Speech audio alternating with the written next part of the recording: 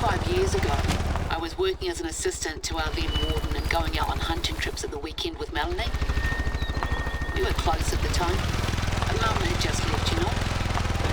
It was good for me to have someone like that in my life. I didn't really get on with some of her mates from the chopper company. Hard blokes they were. Hard working and hard drinking. I found them kind of intimidating, truth be told. And the whole commercial hunting business seemed like one big laugh to them. Out on fancy toys playing shoot 'em up. Even called themselves Alpine Ops, like a bloody action movie. Anyway, one day I was on duty and received a report of smoke sighted on the other side of the reserve. Melanie and her pilot mate, I won't name him, were heading out over that way anyway and suggested I join them. He had been out the night before. You could smell it on his breath.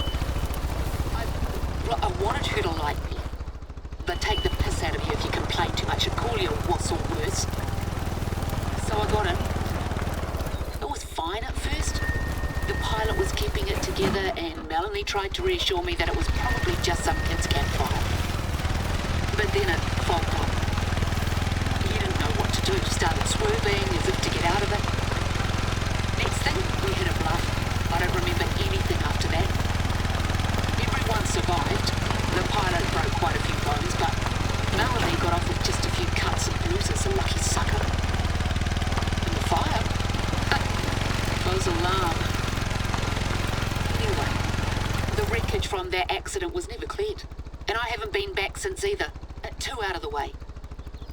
But I'm certain there are still a few things worth salvaging up there. It should be around here somewhere. The cockpit. If it had hit the ground at a slightly different angle, would have been goners. Take a look around, see if you can find anything. Bingo! That's exactly what I was hoping we'd run into. Melanie's old hunting rifle. I asked her if she wanted it back, but she said it'd make more sense for you to hold on to it. There. That's mine. A gift from my mum, who got it as a gift from hers. She's a bit too long in the tooth to get up to much hunting these days, the poor dear.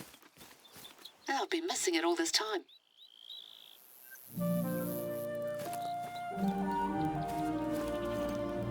Can you drop that necklace off by the nearest outpost and we'll wrap things up? Josh will head over for it later. I told him he'll never drive my car again if he so much as looks at it the wrong way. I think we're sitting pretty when it comes to hunting footage for the film now.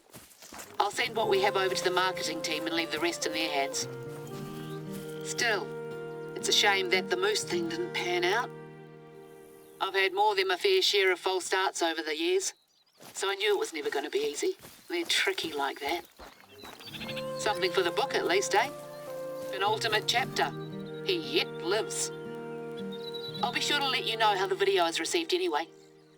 Thanks again. And great job, Ehor. No love lost between me and some of those blokes and ladies. But I've got to admit that their efforts are the only reason why this place is still doing okay. You can just leave it on the desk inside there.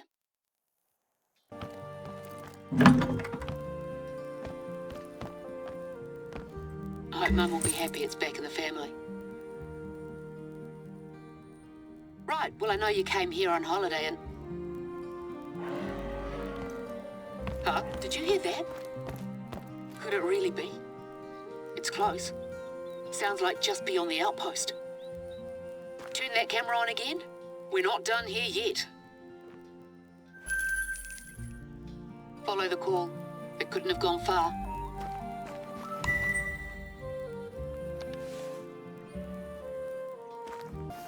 These are brand new.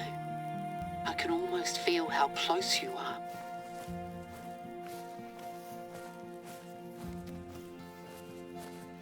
Look, mate, I'm a park ranger first and foremost, so I've got to remind you of something.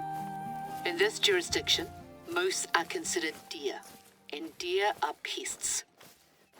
Even if I've got a personal soft spot for the poor thing, I can't fault you for wanting that trophy. If you decide not to harvest it, make sure to at least take a good photograph. That action cam's not up to much there. I'll let you make the call. Don't dither though. We know this one's wily. There. What a set of antlers to boot. Here. Of course. Old bloke wanted to give us some scenery to admire.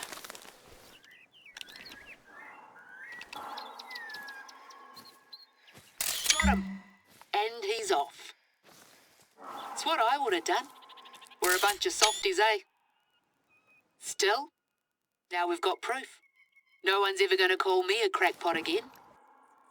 And I've got a story. Final chapter. Last of its kind.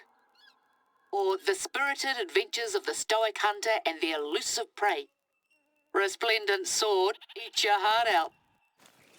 Speaking of which, this must be what spooked Barden, right? A creature from another world?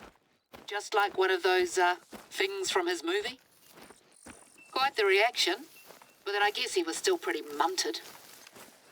When I spoke to Melanie, she said that there's apparently been protests in town against the films that have been made here.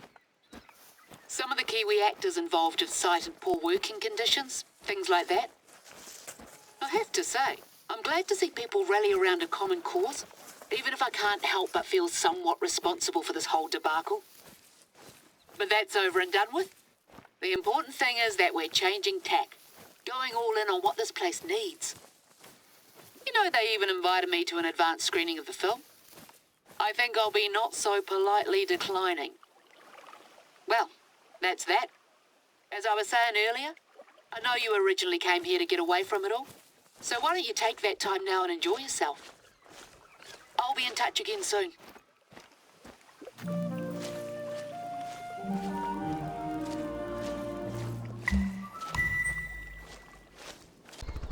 In fact, we're almost fully booked for the autumn season already. I should be celebrating, but I've been sitting in my office, laser focused on how we're going to keep day tripper numbers down. We're not legally allowed to charge an entry fee, and quotas are hard to enforce, so maybe the solution is an outreach. Give those snot-nosed students a taste of the work we do here. Who knows? Might even make conservationists out of some of them. Anyway, the film's up, but we're still working on some final touches to the website. Oh, and the marketing team had a request. There's an old lighthouse by the coast that they'd like a few shots of. Can you head over there and I'll fill you in on everything else that's been happening? So, the bloke with the antlers, the firm we hired to do the promo film has gotten in touch with one of the big online networks, and they're up for the idea of turning your moose chase into a documentary. I'm still working on my book, but I'm thinking this could be a good accompaniment. You've seen the show, now get the details straight from their moose's mouth.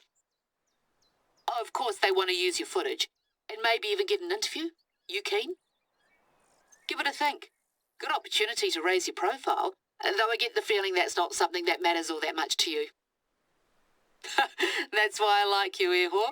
What you see is what you get.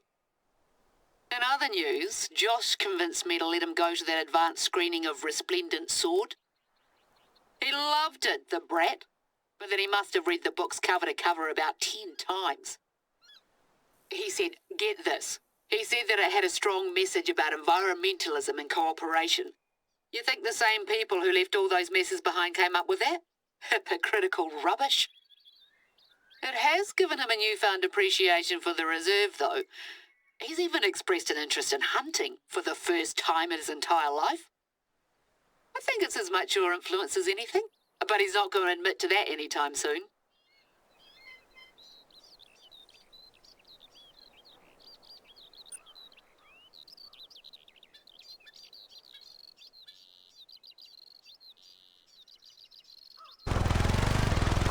Speaking of Resplendent Sword, the protests have continued and the demolition of the commune made it into the local papers. It actually received a lot of support, even from people I wouldn't have expected it from.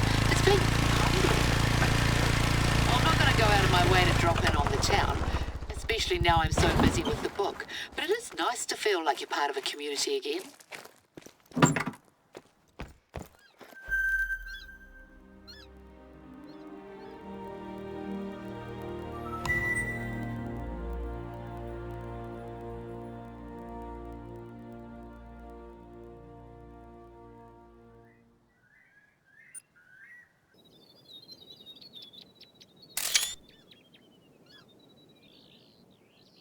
Moody? Let's get one a little closer up, too. This beach is where I saw that moose cow about 35 years ago. She was staring out at the sea, looked heaps lonely. It probably won't surprise you to learn that I was kind of a weird kid, introverted and a bit in my own world. There was something about her that connected with me then, and still does.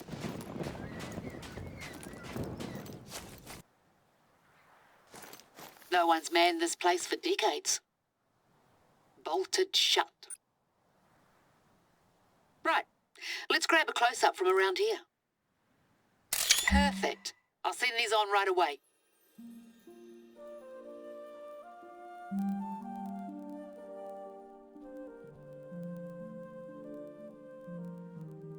It's been quite the adventure we've embarked on, eh?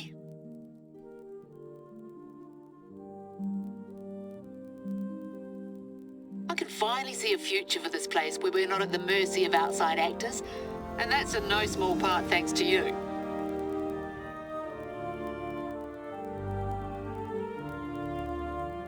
To preserve Te Awaroa's heritage and safeguard our unique biodiversity requires constant vigilance, but I think I'm up for the challenge.